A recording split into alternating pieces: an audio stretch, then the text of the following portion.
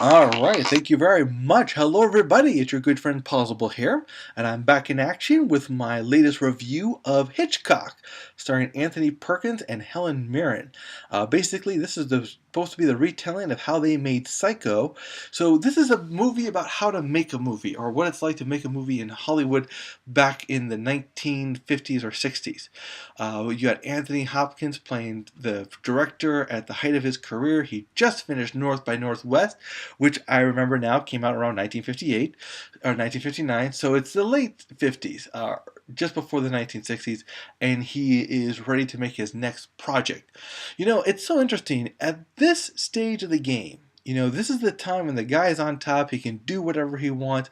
He is rich enough, he can even retire if he wants, but he doesn't want to. He just wants to keep going and making movies.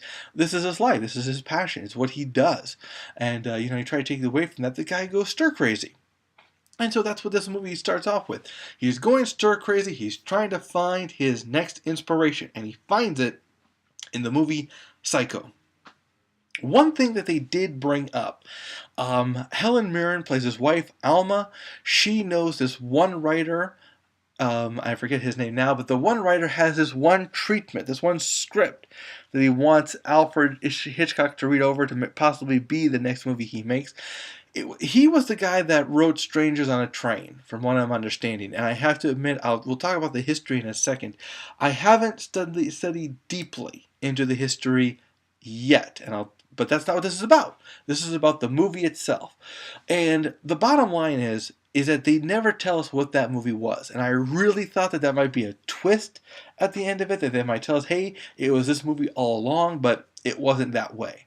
So basically, you got Alfred Hitchcock. He finally found his movie. He wants to make Psycho. Now, I want to bring you back, though, to the late 1950s, before the movie was made. What do you get when you hear from the world's greatest director at that time when he says, I want to do a slasher flick? Before slasher flicks became popular and everything, and people looked at this as just being a sick, gross movie, and they were wondering if Alfred Hitchcock had finally lost his mind and stuff. So it's up to the director to finance the movie himself using his own money. He lives in a mansion, so he takes out a second mortgage and everything, and basically finances it himself. A lot of stuff goes to hell because it's very hard to make a movie using your own money, and but the rest is history as soon as he gets it made. But it's making this happen is what this movie is really about. It's really about getting back to basics, because at this stage, like I said, Alfred Hitchcock is allowed to make any movie he wants. And what does Hollywood want you to do? Well, if you made a movie and it's a hit, they want you to make the same movie because they want the more money from that one movie made. But Alfred Hitchcock, doesn't want to do that. Alfred Hitchcock wants to make the movie Psycho, which is a different movie. It inspires him, and it puts him back where he remembers starting out, on the edge. And so he gets all this talent to make it happen. And, well, we all know what happens because it's based on a great movie. But it's the drama and the struggle that happens before that this movie is about. It's a good movie. I definitely give this movie a see it, despite the fact that it just doesn't really work in terms of actors, believe it or not. Now, I love these guys, but let's face it, Anthony Hopkins, try as he may, can't really pass him off as Alfred Hitchcock, and it's in the voice. Anthony Hopkins' voice is too rough, too gruff to be like the Alfred Hitchcock, who's more softer toned. They tried to get the image there, but as you can tell by the comparison, it was there, but it just wasn't there enough. Don't get me wrong. I was able to suspend disbelief enough that I could accept this. But boy, was it a struggle at times. Helen Mirren, awesome as always, is great as Alma, Alfred Hitchcock's wife, and partner. And that's the one thing I loved about this movie. That's what this movie was truly about. It was their partnership. And I couldn't resist. I had to pull out this picture of a very young Alfred Hitchcock directing with a very young Alma behind him. It's amazing sometimes to think back and to remember that there was a time when Alfred Hitchcock was just a struggling young man. You know, you never really see him in that respect, even in this movie. He's already seasoned, he's already, a director of note, but here he is struggling just to begin. I believe this is them. This is, like I said, this is just something I picked off the internet, couldn't resist it, had to put that in. This movie was about their partnership. And it's a great saying that behind every great man, there's a great woman, and this movie proves that. I mean, this is one of those movies where you get the idea that Alfred Hitchcock was nothing without Alma, but you also get the idea that Alma was nothing without Alfred Hitchcock. Together they could make masterpieces, but without them, but being separated, it just didn't work. And of course, being a historical movie, they try to throw in a lot of people from the past, and try as they may, you just couldn't buy it, unfortunately. You got Scarlett Johansson as Janet Leigh. So close, but still so far. You got Jessica Biel as Vera Miles.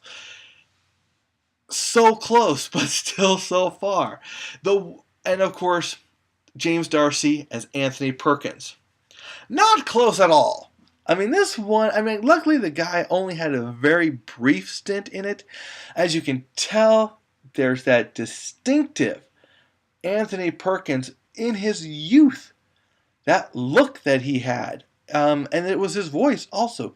James D'Arcy tried, he just didn't grab it though, unfortunately. And I don't blame him. It's hard to play a real person because it's hard to bring that actual person to life in an exact proportion. So asking for 100%, too much to ask for. But they tried.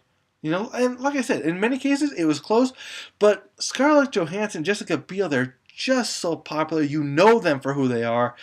You just couldn't grab it, And of course, one person who does get credit, the person on the right, Michael Wincott. Michael Wincott is definitely the scene stealer of this movie. He was great as portraying Ed Gwynn and making sure that the guy who inspired Psycho was given the whole thing. The monstrous look, but also that human frailty and that, depravity and the deprived mind, the sick mind that he had without being, dare I say, a psycho. Ed Gwynn, yeah, sure, he was a monster in his own right. He butchered a lot of people, but at the same token, there was this sick person behind it all. Does Psycho get to see it? As a movie, absolutely. It's a see it. I enjoyed it. I thought it held my interest. It was interesting to see the process of debating with people and talking to people about how movies are made. But that said, Hitchcock has one fatal flaw, and that is I could not buy this movie as a biopic. I could see it as a drama. I could see it even as a comedy somewhat. But as a biopic, it really doesn't have it. What is missing exactly? Well, it's not what was missing, it's what was there. A little too much humor, a little too much imagery, a little too much fantasy. And I don't blame it. This movie, I don't think strived to be a historical element where it was, this is what happened blow by blow. It was more of this is a fantasy version of what happened. Is it historically accurate? I didn't look that up. Sometimes you see a movie and you're so engrossed in what actually happened that you want to look up the actual play by play and to see what was added and what was subtracted, what's a composite character and what was an actual individual character. Stuff like that. That said, when it comes to Hitchcock, I enjoyed the show enough. I wasn't sold as a biopic, but I was okay with that.